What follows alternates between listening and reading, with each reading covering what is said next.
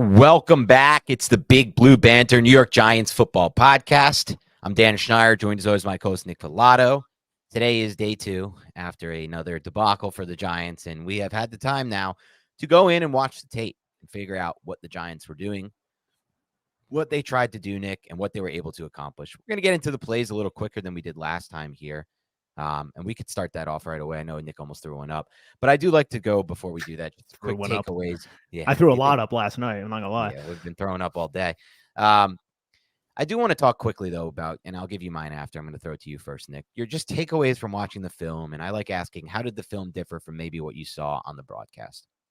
We're going to go through a couple plays, and I want to address specifically because we talked about them on the live stream. I just have different opinions now that I've seen the All-22, but I'll reserve that for a little bit later on the podcast. Look, this is the third week in a row the Giants are significantly struggling handling these 4-technique wide 9 stunts and twists with 5-man protection. The Giants are a team that they can't run 5-man protection right now.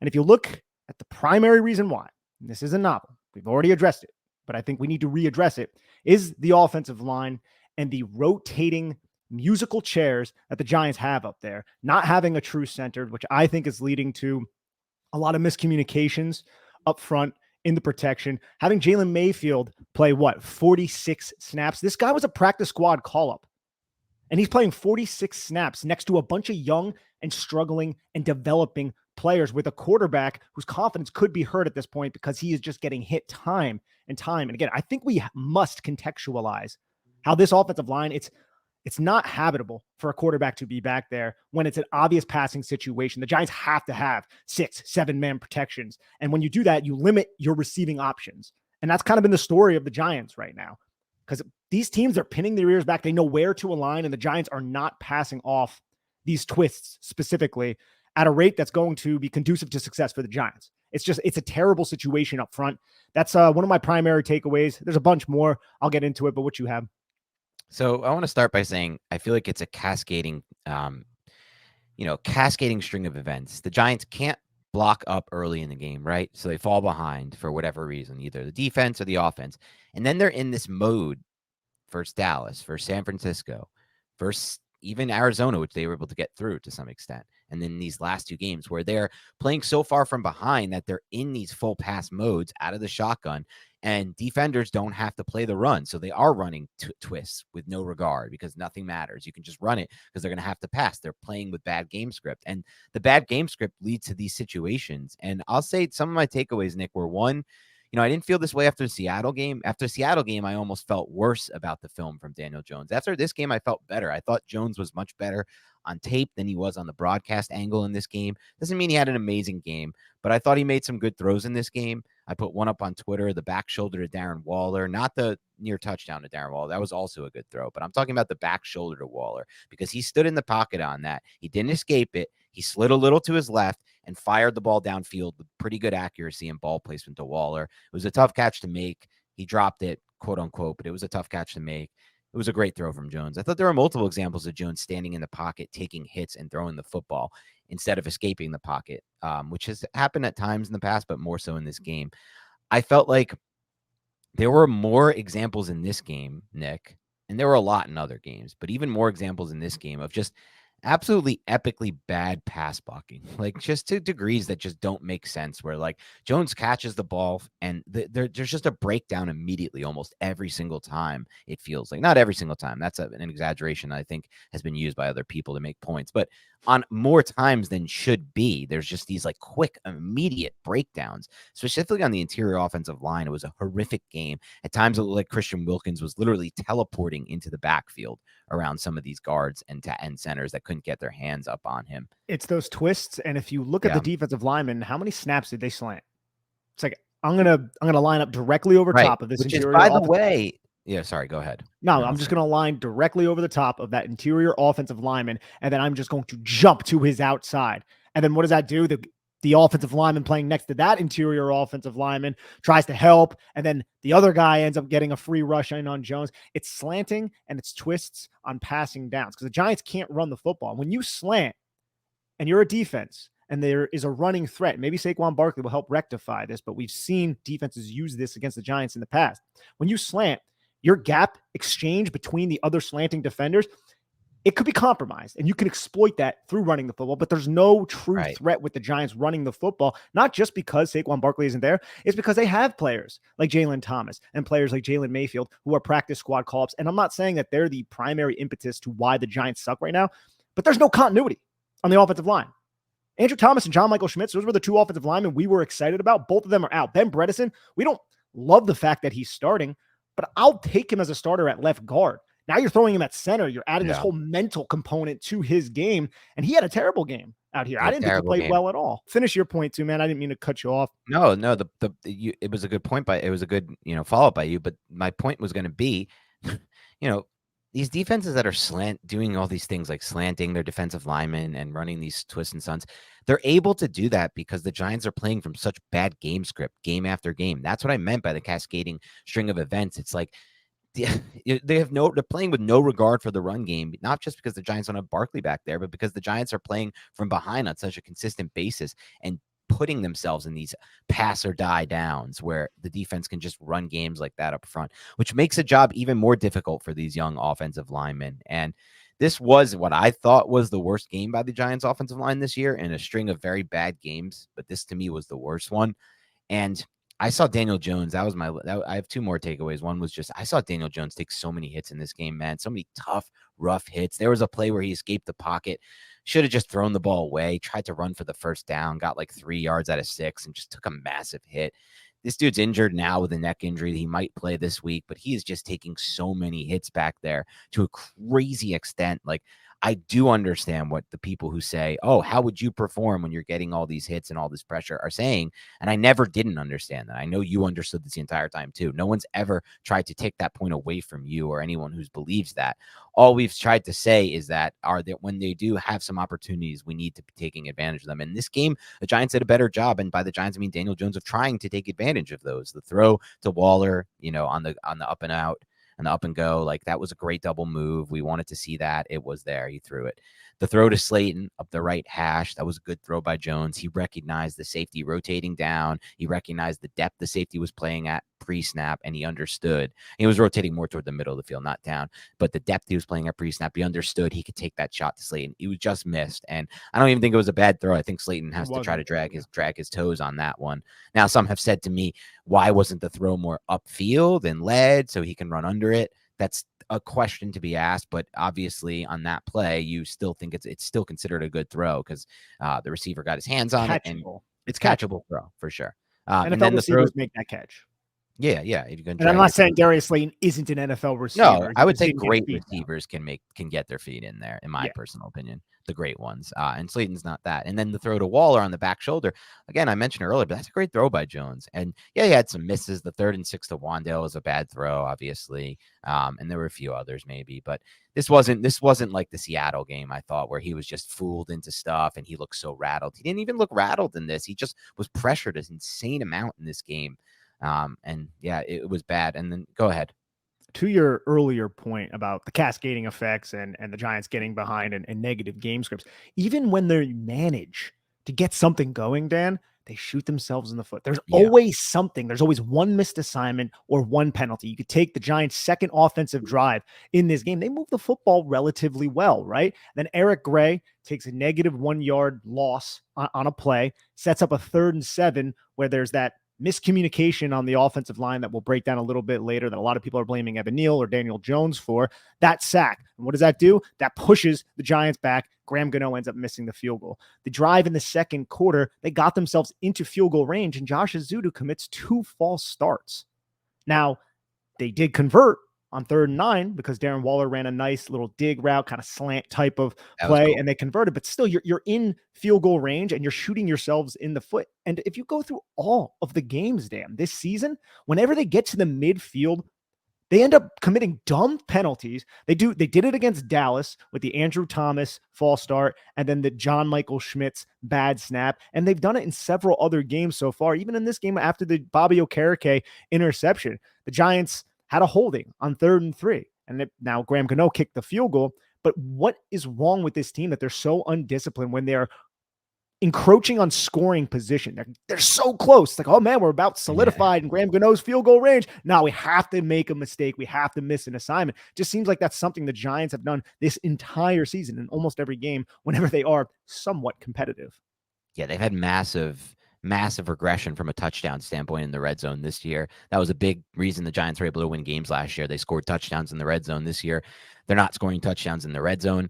The last point I wanted to talk about, and let's get into the plays right after this, is I know some people, I put this on Twitter, Nick, and some people are like out on this because he had those 2 quote unquote drops that I think were both good plays by the defense, the Waller drops I'm talking about. But Darren Waller, in my opinion, I don't want to say intrigued, but I was really hopeful and optimistic, cautiously at least speaking, about how the Giants figured out a way to get him used. I talked last week, Nick, about how I just can't believe how many times the Giants bring in a big player, Waller, Galladay, whoever it may be over the years, and it's just like they're not even used at all. How are we not figuring out ways to use them? Well, the usage went up in a good amount this week. So Waller accounted for 42% of the Giants' first read targets in week 5, according to Fantasy Points. Waller's rate was just 20% through the first 4 games. So that was a double increase in first read targets. His route participation went from 76% over the first 4 weeks to 98%. His target share went from 18% to 37%. And his air yardage share, this is the most promising for me, went from 24% to 57% in this game. So they figured out ways to use Waller in all over the field, all 3 levels, and on first reads, which I was happy with. And then watching the tape, Nick, I liked how he was aligned. He was aligned sometimes as the inline, and then they tried to get him going on like a screen, a chip and release screen. He was aligned as the lone a backside, lone X on a 3x1. He was aligned as a Z in that way. He was aligned off the line of scrimmage as a big slot. So I just like to see the increased usage for Waller, and obviously it led to his best game of the season, statistically speaking. I know, again, some people are just going to knock him for the drops. And when Miami rolled out there in cover 1, they were trying to take shots from Darren Waller, who was either in the slot or from the Y, by basically running him in front of that cover 1 safety. Like, if that cover 1 safety wasn't going to clamp down, I think Jones was tasked to fire the football. It's just Jones really didn't have the time to do that in this specific game. And there were other reads where Jones was just trying to get the football out of his hands, but they were dialing up at least deep shots to Darren Waller. We haven't really seen too much of that so far this season. What's going on, Big Blue Banter listeners? I'm excited for the football season for several reasons, and one of those reasons is Prize Picks, which is North America's largest independently owned daily fantasy sports platform, and it's so simple to use. Instead of battling thousands of other players, including professionals, sharks, and people who are going to exploit you, you pick more than or less than on 2 to 6 player stat projections, and you just watch the winnings roll in. It's very simple to play and gives you a little extra skin. I've set my picks in less than 60 seconds. There are so many stats to choose from, and the withdrawals of funds are easy and quick. Dan and I will be adding a segment to our show before every game where we pick our favorite stats, more or less yards or touchdowns, what have you, and we'll be discussing why from a scheme, matchup, and game theory perspective. I love their promotions and how easy their interface is to operate at Prize Picks. I may select more on tackles for a loss from Bobby Okereke or Kayvon Thibodeau next game. They also do other sports as well. It's a really cool experience. Please join Dan and I in the fun of Prize Picks. Go to prizepicks.com/banter and use code BANTER for a first deposit match up to $100. Again, go to prizepicks.com/banter and use code BANTER for a first deposit match up to $100. You will not regret it. Make Little Caesars, the official pizza sponsor of the NFL, part of your game day. There are few things better in the world than kicking back, watching some football, and biting into some delicious Little Caesars pizza. Order online during our Pizza pregame, 1 hour before and 3 hours after NFL kickoffs, plus all day on Sunday. And get ready for some football and fun. Choose your favorite Little Caesars pizza or pick the toppings you crave. Old World pepperoni, extra cheese, Italian sausage, olives, onions, pineapple if you're into that. Put it on half the pie, the entire pie. There are so many other options that I don't have time to name. Slap that on a round crust, a thin crust, a stuffed crust, a Detroit-style deep dish. Either way, you win. And speaking of winning, everyone scores with convenient delivery or our in-store pizza portal pickup. So grab some friends and enjoy a few slices during the game. To exercise and recover at your best, you need quality sleep. And to achieve quality sleep, the right mattress matters. Mattress Firm will help you find the right mattress for restful and restorative sleep with their wide selection of high-quality mattresses from top brands at every price point. Quality sleep on the right mattress means improving your overall performance both in and out of gameplay. And with Mattress Firm's low price guarantee, you can rest easy. See a lower price? Mattress Firm will match it. Plus, try it for 120 nights to make sure it's right for you or your money back. To start feeling and performing at your best, find your mattress at the early holiday savings event at your local Mattress Firm store or online. We are brought to you today by Manscaped, who has taken a step up from Halloween to bring your face the cleanest shave it's ever seen. So this season, no need to toil and trouble. Manscaped's all-new Handyman is the best way to get rid of that stubble. Featuring a compact design and next-gen skin-safe technology, the Handyman was designed to give you that smooth finish without the mess of a traditional shave. Get the sweetest treat this Halloween by going to manscaped.com and use code BIGBLUE for 20% off plus free shipping. And for all my wolfmen out there, yo, shout out. If you got a little bit more scruff on your face, Manscaped's Beard Hedger Pro Kit has everything you need to tame your mane. This cordless trimmer has a rotary wheel that gives you 20 hair cutting lengths, all with one guard. So no more drawers full of extra add-ons collecting cobwebs, and it's very annoying to organize. There's no trick with this treat. Manscaped has you covered. Get 20% off and free shipping with the code BIGBLUE at manscaped.com. That's 20% off with free shipping at manscaped.com and use code BIGBLUE. For a look as sweet as candy, get yourself the Handyman from Manscaped. Okay, let's get into the plays now, Nick. Let's start with the first one here. All righty. So the first play I have here is quarter 1, 14-21. This is a 2nd and 4, and it's just a quick little pass to Isaiah Hodgins that I wanted to point out because there's a miscommunication on the Dolphins defense. Because I remember when I saw this, I was like, oh, wow, okay. Nice successful pass play early in the football game. You can see Isaiah Hodgins. He is in line. Everything is condensed. The Giants run 12 personnel, motion Daniel Bellinger to the other side. You just have a simple little hitch flat top of the screen, and Isaiah Hodgins just sits OTB, quick little spot route. And you can see this player, the apex defender, he's making a push call, number 21. He's passing Isaiah Hodgins off. See how he throws his hand in there? But homeboy right here is attached to the running back, which we can barely see on the screen. And he goes to the flat. Nobody accounts for Isaiah Hodgins. This is a quick pitch and catch. Good job by Daniel Jones to recognize exactly what is going down. And Isaiah Hodgins, he missed a couple blocks in this game. Well, he missed one block. I think a lot of people are blaming him for the first drive, the block where it looked like he was supposed to block down on the cornerback, but Breida was supposed to run inside. And the Giants, they run all these packaged plays. We talk a lot about packaged plays, and I'm sure I probably have a package play in here, so I'll go through exactly what that means. But when you think a bubble screen could be coming, when that is within the package of the RPO that the Giants are running, Isaiah Hodgins is going to block an outside shade to give Wan'Dale Robinson, who runs the bubble, an alley to run up the sideline. So Matt Breida, when they handed the football off, because it was the run part of the RPO, when Matt Breida takes it and bounces it to the outside, Isaiah Hodgins isn't going to be able to cut off the inside angle of the cornerback. It's just unrealistic to ask. Right.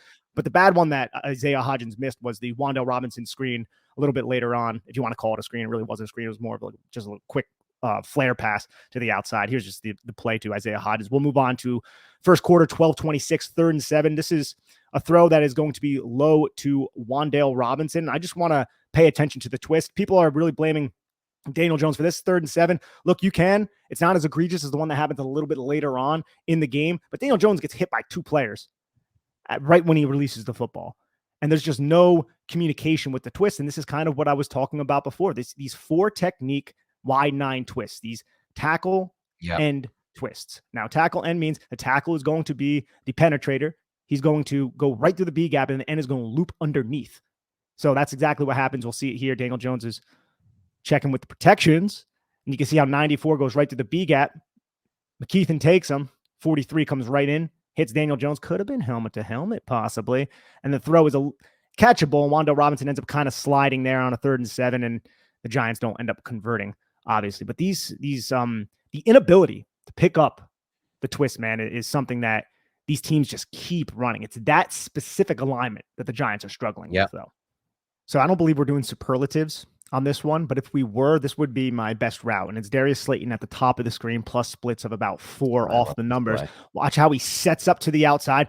He has his shoulders dipped. It looks like this is an outside release, and he gets this cornerback, which is Xavier Howard, I believe, to completely flip his hips, and then he just goes right back to the inside. And look how much space he created by convincing Xavier Howard that, okay, I'm going to release outside, I'm going to run up the sideline.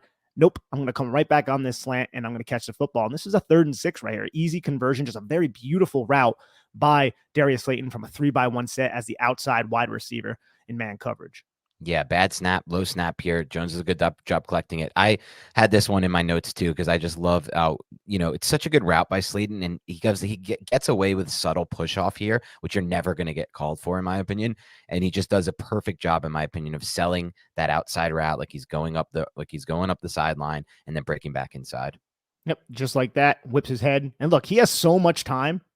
Like, watch how much time, he has a crazy amount of time for the New York Giants, because the Giants, everything is rushed, it seems like, with this team. And I wanted to also look at this from the end zone view. Look, Evan Neal's taking a lot of shit, rightfully so. He has not developed, other than the last drive, which was horrendous.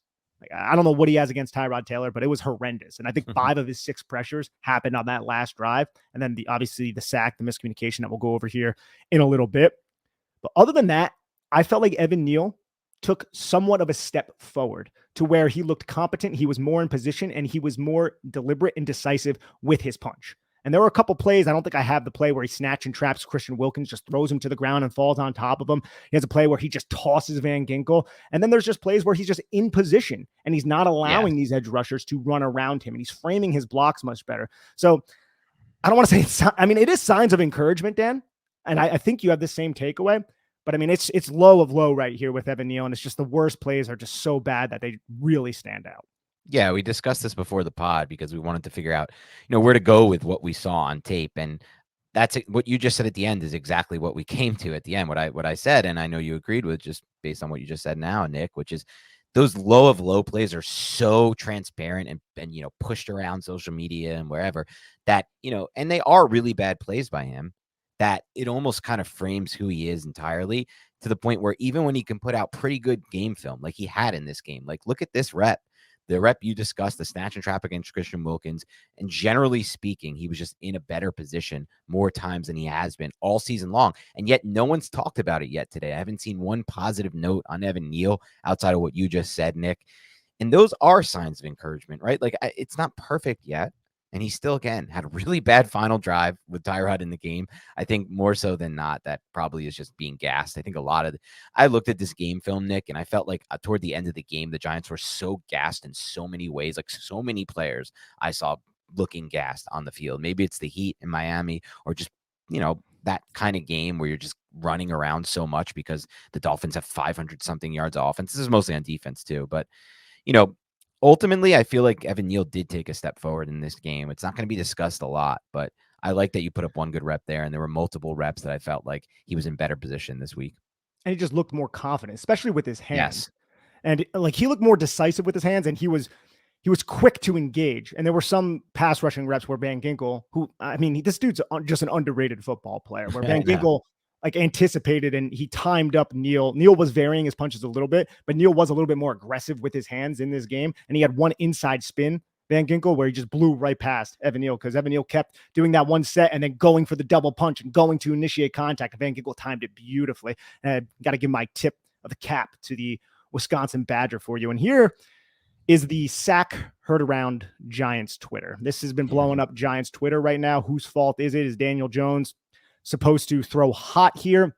That's what my initial interpretation of this play was. And I'm not going to sit here and act as if I am 100% certain on what happened with this play. So I want to make that clear, but I'll give you my opinions on what happened. If we look at what the Giants are doing, it's a 5-man protection. Giants use the motion. Daniel Jones doesn't even look at 91. If we watch, there's a nose tackle over Ben Bredeson. Ben Bredeson is tasked to take 94. And then if you look at the left side of the line of scrimmage, they're all just taking their guy. This looks like 5-on-5, big on big, Bob protection, where McKeithen is going to take 55 if 55 comes. That would mean Evan Neal is going to take 91. My initial thought is 55's coming. That's going to be Evan Neal. You remove the most dangerous man, and Daniel Jones got to throw hot off 91. But I thought there was another defender involved off the clip that was circulating around Twitter. There isn't. It's Ben Bredeson over 94, and I could be wrong. Again, make that clear. But why are there 4 eyes on 55 right now? There's no other defender that is a threat. So I'm assuming, and I wish we had more tape of the pre-snap portion of this. I'm going to guess that the Giants initially slid protection because 20 was sugaring into the B or the A gap, and he was closer to the B or A gap. And the Giants slid protection that way initially, and it ended up being the wrong call, and it got corrected by a new center who is Ben Bredeson in here. And that call just never got to Evan Neal. That's what I think. But again, I'm not certain, but it doesn't make sense to me that there's 4 eyes on Jerome Baker, and Daniel Jones isn't even checking 91 at all to throw hot. Because if that was the case, if the protection was set that way, Daniel Jones, I don't think he's going to overlook the fact that this 280-pound defender is going to have a free run on him. So there was definitely a miscommunication, and I'm just assuming Evan Neal didn't get a call, and it led to this 3rd and 7 debilitating sack where, honestly, even if Evan Neal blocked 91 perfectly, you had Christian Wilkins bitch Ben Bredeson to the side. Yeah. And just another twist, same thing, right? This one's a 5 technique who goes through the B gap, and then the wide 9 defender goes right underneath. And you can see how he has that Justin Smith. Someone on Twitter said that to me, and I was like, dude, that's a great throwback. This Justin Smith hold. Remember Justin Smith of the 49ers used to do this all the time? He's holding Mark Lewinsky, not allowing Mark Lewinsky. It should have been a holding call to pick up that twist. That twist might have been picked up too, because Lewinsky recognizes it right here. He might be able to get enough of 2, but it didn't matter because Ben Bredeson had one of the worst losses of the season to Christian Wilkins. What's your thoughts on that? Yeah, I initially looked at this play, and I heard what former NFL offensive lineman A.Q. Shipley had to say about it. Obviously, Dan Orlovsky commented on it too. I know some people are saying Kurt Warner commented on it as well. I didn't see that. I think Kurt Warner just commented on the last 2 weeks, what Jones is dealing with. But I did see Boomer Esiason talk about this with J.J. Watt on someone linked me to that. Ultimately, I've thought about this a lot, and I think what it comes down to is, sadly, like Evan Neal didn't get the call. I think that's what it is. Something happened here, like you said, probably a shift in protection, and Neal just didn't get the right call here, which was, because this is just a 4 or 5-man rush. It's a 5-man rush. It should be 5 versus 5-man protection. Yeah, it should be an easy 5 versus 5. Neal steps. His eyes go to 55, but he steps outside, right? So it's not a slide, right? Right. He steps outside. And then he's like, okay, 55's coming. That's my responsibility. But it's not your responsibility. Right. Like you have McKeithen there. He, I guess, was thinking that McKeithen was going to take 94. Ben Bredeson would be taking 20 if 20 was coming. Glowinski would take the 5 technique, and then Azudu would take the wide defender. Logically, what I thought, and I could be wrong again, but it just doesn't really make a lot of sense that 91 would just be completely disregarded unless there was an obvious miscommunication. Yeah, I think that's just what it comes down to. Something happened here. And I know people are going to blame Neal for that, but I'm sure these kind of issues can happen on all across the offensive line at any position. When you have a new center in there who hasn't really played center in a game like this in a tough environment. But ultimately, like you said, communication issue or not, the Giants just, in the end, people have debated this back and forth. Oh, who should it be on? Blame. But the blame is not what's important. What's important is that it's happening, and the Giants are not going to be able to win football games when things like this happen. Spot on there. And we'll go to the next play. It's the second quarter, 12:53, 1st and 10. This play, the Giants showed this specific look in the backfield several times. I like how the Giants are incorporating Wan'Dale Robinson in the backfield. We know he was a running back when he was at Nebraska before he transitioned into being a receiver at the tail end of being at Nebraska and then into his Kentucky days. But they were using this orbit motion and this motion just get him off to the flat. And like I said, there's a lot of packaged plays in this offense. So Jones quickly deciphers. I think he knows he's going to throw this to Wan'Dale maybe even before he snaps the football because the closest defender is on the hash. He looks at that defender. He stays because the Giants have handed the football off several times. You have numbers out there now. You get the football into Wan'Dale Robinson's hands. Isaiah Hodgins executes a block, and you have Wan'Dale Robinson with a defender well inside the numbers and then a defender at depth. I'll take that any day of the week. That's got to be at least a 6-yard gain. But damn, Isaiah Hodgins blows his assignment here. And this is the play I was referring to before, man. Like Isaiah Hodgins has to be better in this specific situation to not allow Kohu to just shoot underneath because Wan'Dale catches the football and he just gets hit low too. That's just a terrible situation. But I like the fact that the Giants showed this look several times and then ran it against an advantageous defense. But like most things with this New York Giants team in this season, it didn't work out. Yeah, I thought you nailed this analysis, Nick. This should have been a big play for the Giants. It wasn't. Obviously, Isaiah Hodgins has to execute better, but ultimately, you know that with this team, there's going to be defenders driving down on these types of plays. Like I don't even like, and you mentioned at the end, like I thought Wan'Dale was hurt after taking this hit. Like when I watched it live, obviously he played back, he went back in the game, but you know these are tough throws for the receivers too. If you don't execute that assignment, I guess I should say you're putting them in a position where they could be getting in a tough, like they could be getting hurt in a lot of these spots. So I get it. Like it's a good find by the Giants, but it has to be executed better if they're going to run these plays because they've tried a lot of these throws around the line of scrimmage. And it seems like every time they try it, they're tackled behind the line of scrimmage. You got 9 guys basically inside of the hash, Right. 9 defenders. So you have a lot of space out there, man. This is just a game of math. You have Wan'Dale Robinson, Isaiah, man. And Isaiah is usually one of the better blockers on the team. So that was just this, and he knows it, man. You can look at his body language. It's not great. And speaking of these package plays and the RPO, this cornerback, I want you to pay attention to this quarterback. This is an RPO that gets blown up. The Giants run this type of stuff a lot. They hand the football off. They throw it when there's leverage. Right now, you're going to have the end man on line of scrimmage squeeze. You're going to have that apex defender also step down to defend the run. Daniel Jones knows he has a cornerback whose hips are slightly turned to the inside. You can see like the front of his hips are slightly turned to the inside. So maybe Darius Slayton, who is aligned inside the numbers at the top of the numbers, will be able to win outside. But this cornerback is anticipating it. And this is the kind of stuff that you and I are talking about. A lot of these defensive teams, they know the conservative approach of the New York Giants offense. So they're going to squat down and they're going to sit down on a lot of these routes. And that's exactly what happens here. Watch this cornerback step to the outside and he eliminates that throw. Yep. And Daniel Jones second guesses himself, probably rightfully so, because that cornerback knows that this is coming. The cornerback sees the mesh point, and then he just reads Darius Slayton and he takes an angle right through the outside shoulder because they're not threatened with the deep pass, especially not with this type of play, which just is an RPO. People are like, oh, should Daniel Jones have thrown it downfield after this? It's like this play is supposed to be bang, bang. Either hand the football off, throw the bubble, right, or you throw the RPO. But when the defense is playing you so aggressively to remove this specific thing because you never threaten them deep, then you're screwed if you don't throw the football or don't hand it off.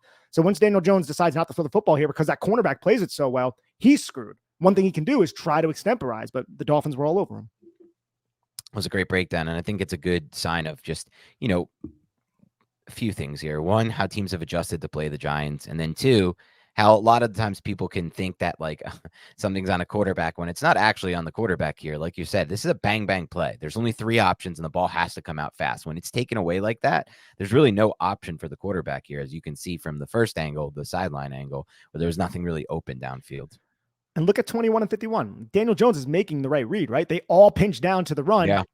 And this, I mean, even if he did throw the football, 64 is downfield. We've seen that get called against the Giants in the past, to much to the chagrin of the New York Giants fans. All right, though, let's move on to the hitch and go in the red zone. Second quarter, 4:40 left. You and I brought this up, I think it was maybe last week or 2 weeks ago. The Giants have to run this play. Amon-Ra ran it on a Monday Night Football game, I think, with the Detroit Lions when they beat the crap. Maybe it was a Thursday Night Football game when they beat the crap out of the Green Bay Packers. Yeah, it was Thursday night for a touchdown. And we said on the podcast, look, teams are playing the New York Giants in the manner that we just discussed. everything. We're just going to drive down on everything underneath because we don't trust the fact they're going to beat us vertically. So gas them and run a vertical route off a hitch. And that's exactly what the Giants do. And I don't think Darren Waller does the best job selling this. He kind of never stays stagnant. He kind of sways into it, and it doesn't look like Xavier Howard gets fooled too much. He bites down, but Xavier Howard is a good cornerback. He recollects himself. Daniel Jones, there was a very nice pass here, close to the far hash, very catchable football. I don't think it's an egregious drop by Darren Waller. I think he should have caught it, but I just think you got to tip your cap to Xavier Howard, and this is a very good play by Xavier Howard to break up this pass. But I just love the fact that the Giants incorporated this play, and it almost went for 6. Yeah, they finally ran this. It was a good throw. I think if you zoom in, you can, which we can't do from here, you could just see what Howard does in coverage, which is he immediately he holds the arm down, and then he gets his left arm down on the left arm as Waller's trying to put it in. So it's like really hard to catch a football, in my opinion, when somebody's dragging down and collapsing and breaking your left arm from the catch point.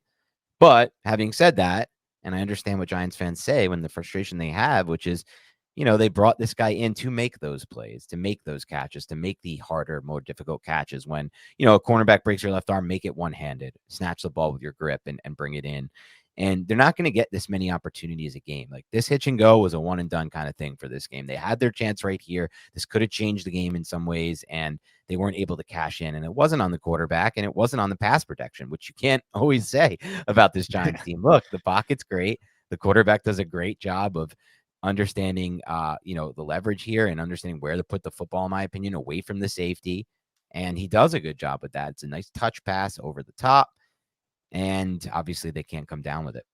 I also wish that the Dolphins were running a different coverage, because the fact that the safety or whoever that is crossing the face of Darren Waller once he turns may have forced or allowed Xavier Howard to play this a little bit more conservatively. True.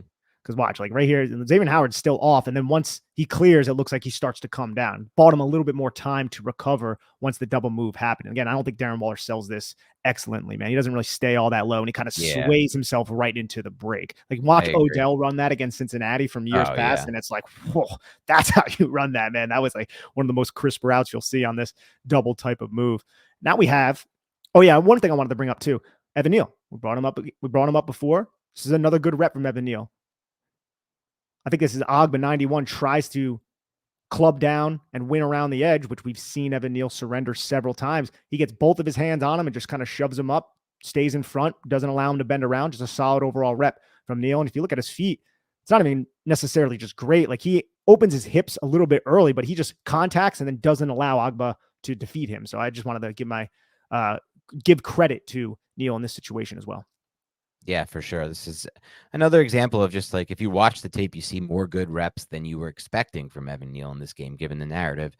Definitely took a step forward to some degree. Obviously, it was a bad final drive with Tyrod. Don't watch that if you want to listen to that advice. Now we have another 3rd and 6, Dan, third quarter, 9:30. This is a twist from hell I have written down in the notes. Because, by the way, you just brought that up, by the way. Did you ever see the Curb episode where Richard Lewis tells Larry David that he created the blank from hell term? You remember that one?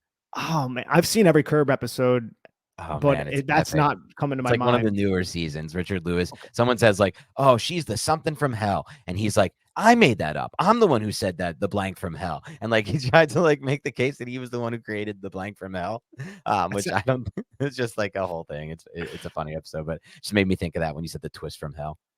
Yeah, and this is a twist from hell. I love Larry David. His show is so funny. And then Seinfeld's awesome too. But if we go through this, you can see Ben Brett. This is how you execute a twist. 92. And this is another thing. Zach Seiler or it might be Seiler. How about Zach Seiler or Zach Seiler? He looked freaking awesome in this game. Or was it just the Giants are that incompetent that they made Zach Seiler look awesome? I think he's a very good football player. Yeah. And I wasn't familiar with him, by the way, until this game. Christian Wilkins is an absolute stud too. But look at the front here. The third down.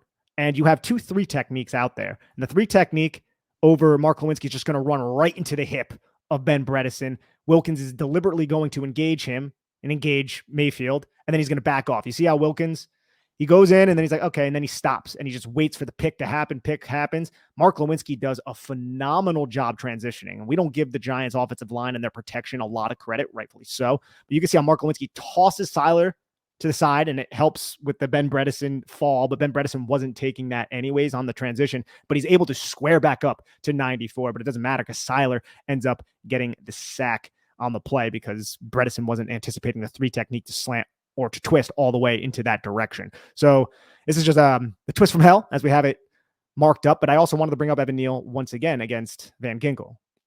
If we look, Evan Neal, watch his hands. He's waiting. Low hands, low hands. Once 43 goes, okay, he's committing to the outside. You can see all the weight on that inside foot. He's trying to win to the outside. Neal just contacts that inside shoulder, throws him off balance, and stays in front. Another good rep from Evan Neal. I'm glad I included a couple of these in here, even though they're not in here just because Evan Neal had a couple good reps. It's more so because everything else around him really sucked. Yeah, exactly. But it is good to see Evan Neal with some good reps on some of these worst pass plays. Yeah, no, this is a rough play for Daniel Jones from the far hash. This is a play deliberately designed, a 3rd and 6 for Wan'Dale Robinson. The Giants align him in the backfield. I like that they do that. Why would you do that? Because it isolates you against a linebacker. It isolates you against a defender who isn't as athletic. So you get Wan'Dale Robinson to leak out against a cover 3 defense to the flat, and you use the 2 receivers on that side to clear out. Jalen Hyatt's going to clear out the deep 3rd defender, and then the curl flat defender is going to get cleared out by Matt Breida. You can see it all break down right here, right? The puzzle, the chess match of football. You can see the curl flat defender latch on to Matt Breida, and now you're going to have somebody come from depth. It might be a linebacker or a safety, whoever it is. It's a lesser athlete that Wan'Dale Robinson can exploit. And you can see the space. Wan'Dale Robinson has nothing but space. He is leveraged to the outside, and he's in great position, but Daniel Jones just throws a terrible pass here on 3rd and 6, low into the outside from a good pocket. And these are the types of plays that you just can't really miss on. And it's unfortunate. And yeah, that's just the reality of the situation, but a well-designed play from the New York Giants. Yeah, it was a well-designed play. It was one of their better pass protection plays of the entire game. Look at Neal. Neal had a good rep here. Even Azudu had a good rep for what he's being tasked to do. They dealt with a little bit of what looks like a little bit of game up front with the interior guys. I want to run it back to the other angle, the sideline angle real quick here, Nick. So I think here's a good example of a few things. So one, you said, Nick, this is a terrible throw from Jones, and we can't afford to miss these opportunities.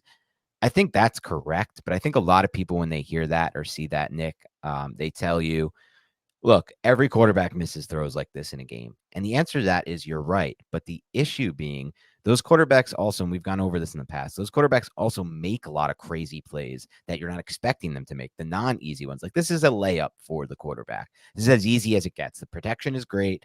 The design is great. The receiver is open. The player coming down from depth is not able to get there in time. There's a shit ton of space for Wan'Dale Robinson.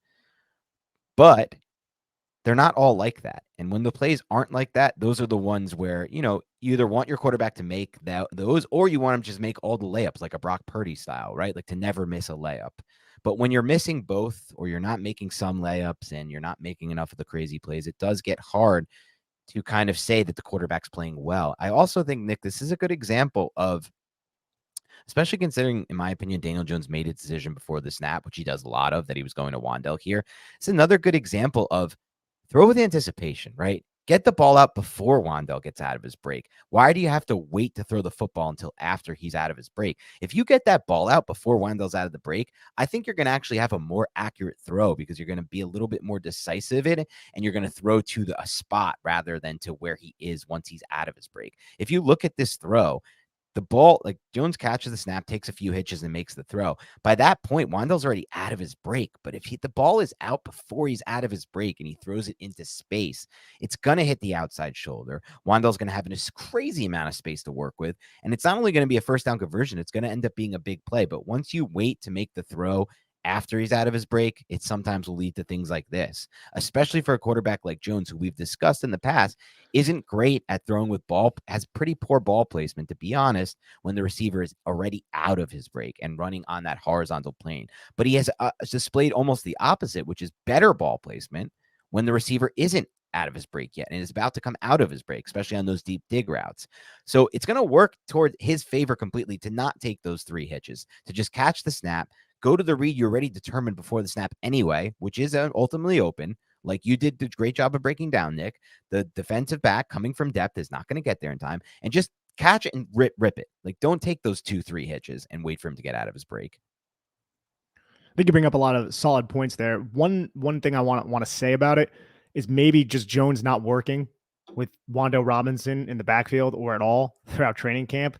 The timing is a little bit messed up. Like maybe you could make that point that out. Sure. That's But fair. either way, you're a professional quarterback. That ball needs to be on the outside shoulder. Allow, as we say a lot, allow the receiver to create yards after the catch. You can't throw this on a 3rd and 6. But I just kind of want to point to it. This is a really good rep from Evan Neal again, man. Like he resets himself. Good hands, good contact. Look how quick his hand is to engage that inside hand. Boom, right on the inside shoulder again. They're not perfect, but they look so much better than they have. Yes. And we're going to go through in 2 plays, something about weird feet and offensive linemen. But I want to go over the 2nd and 3, quarter 4, deep shot by Daniel Jones versus cover 6. Isolate 1v1 against the cornerback on the outside. You could see how the Miami Dolphins are kind of clouding Jalen Hyatt to the bottom of the field. You have that underneath defender, and then you have that safety. You see how he's just kind of flying over the top to get across deep into the numbers. That it's going to leave no safety help up top. Darius Slayton kind of runs an out and up, gets a little bit of space. People are going to say the ball placement isn't ideal. Maybe it's not ideal. This is a very catchable football, though. And I just love the fact that Daniel Jones took this shot to Darius Slayton and allowed him to have at least an opportunity to make a play. Unfortunately, he doesn't get both feet down.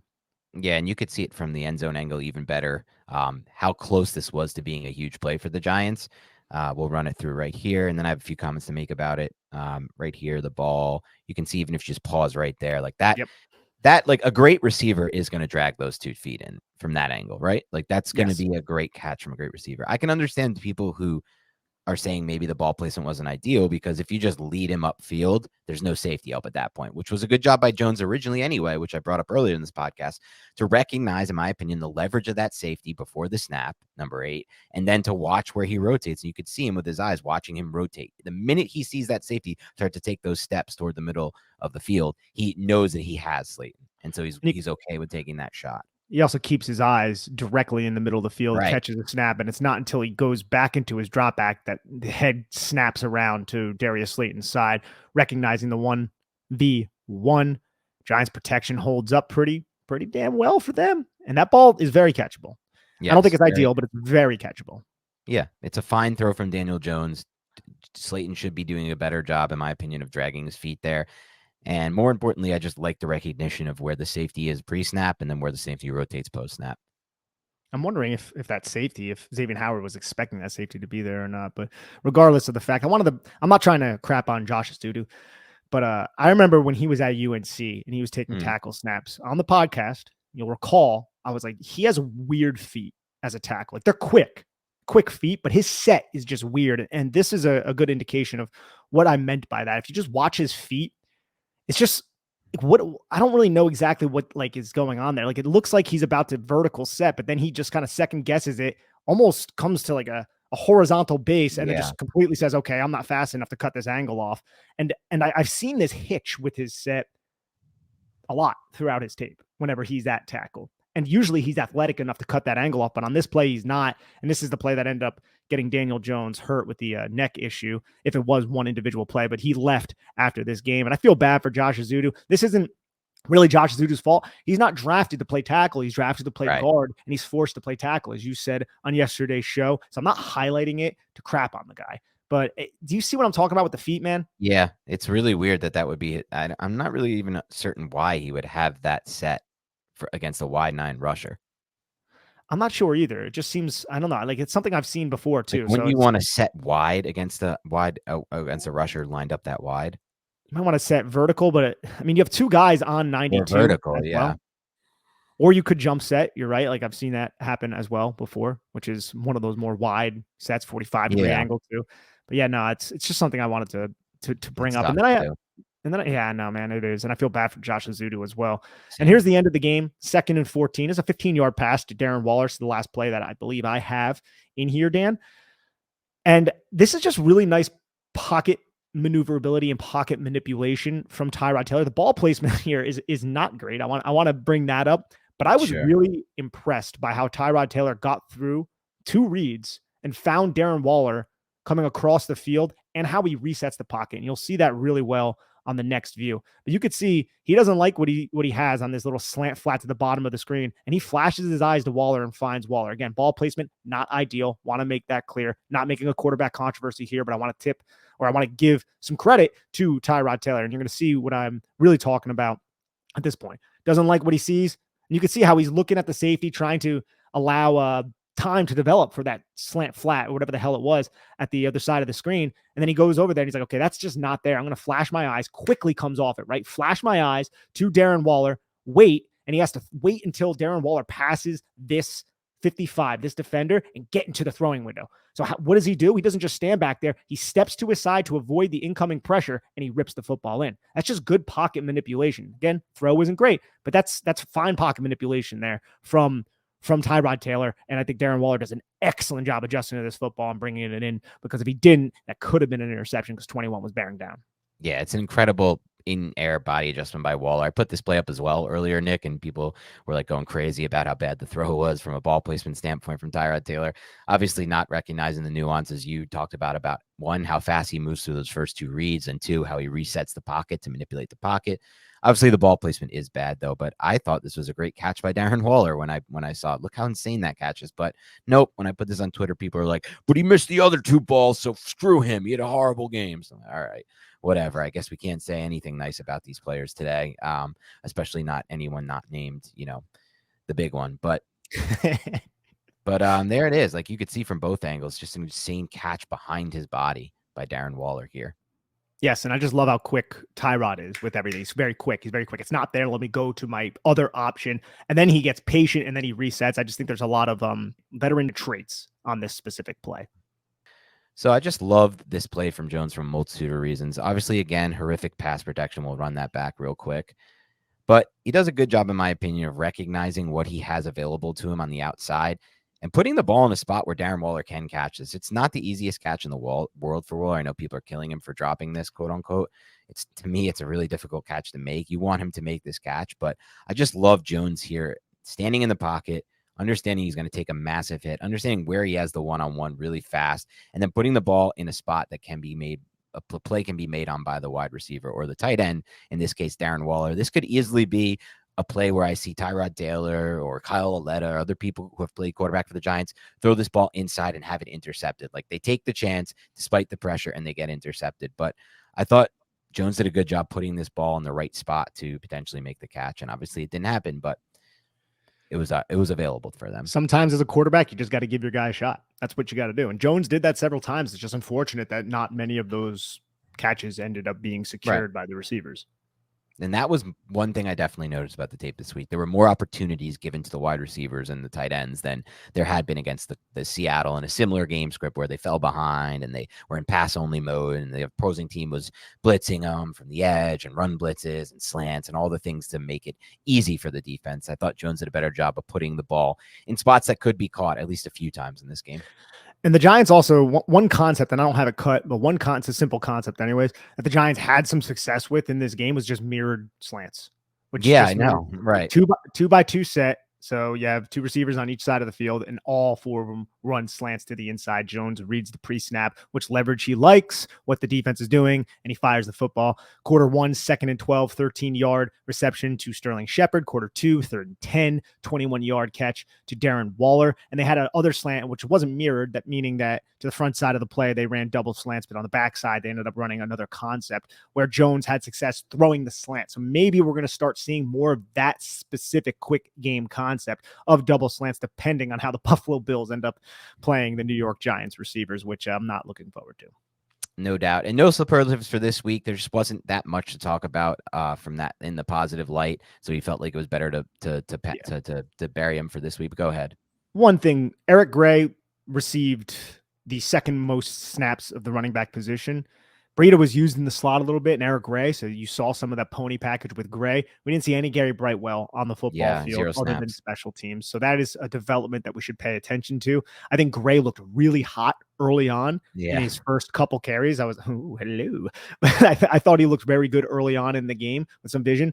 some snaps later on, he just kind of ran to the back of some of the offensive linemen, but an encouraging development nonetheless. Yeah, I thought he had a really nice blitz pickup on one play too that I put on Twitter as well. It was not an easy rep for him, and I've seen plenty of running backs blow that.